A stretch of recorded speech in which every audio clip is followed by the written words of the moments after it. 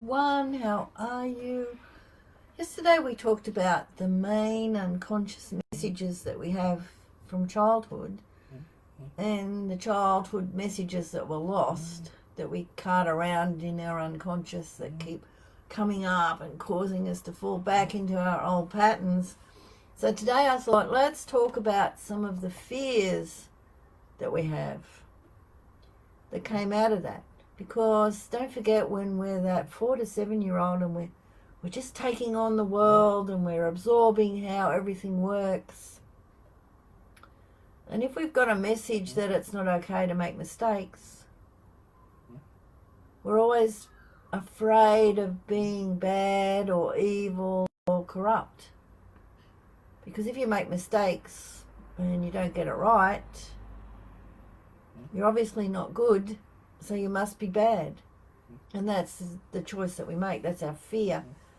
And if it's not okay to have your own needs because you're not wanted, our biggest fear is being unworthy or of being loved.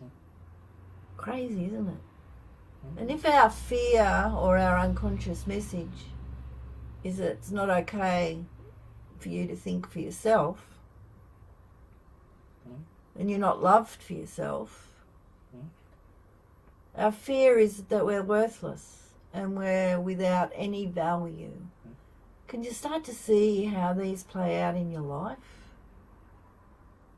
And if it's not okay to function, be happy, because you're not seen for who you are, your biggest fear is that you don't have any significance. You're without an identity. Personally, you don't exist. And if it's not okay to be comfortable in the world because you don't have needs, everyone else's needs are more important than yours, because your needs are nothing. So we'll always have a fear of being useless, incapable, or incompetent. And if it's okay not to trust yourself because you're not safe, our biggest fear is that we've never got any support or guidance. We can never be without it. We always need someone else to tell us what to do. And if it's not okay to depend on anyone for anything, because we'll never be taken care of by anyone, we always have to do it ourselves, there's always that fear of being trapped, of being deprived, or always having to do everything yourself, because you'll be trapped by some pain or actions of others. And if it's not okay to be vulnerable because you'll always be betrayed, we have that fear of being harmed by others, of being controlled by others. So we've always got to maintain control at whatever level.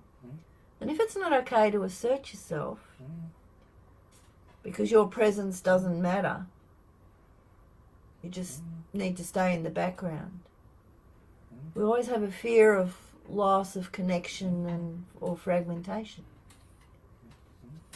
So when you start to think about all those things and start to think, how do they affect my life? Which part of my life am I afraid to make mistakes?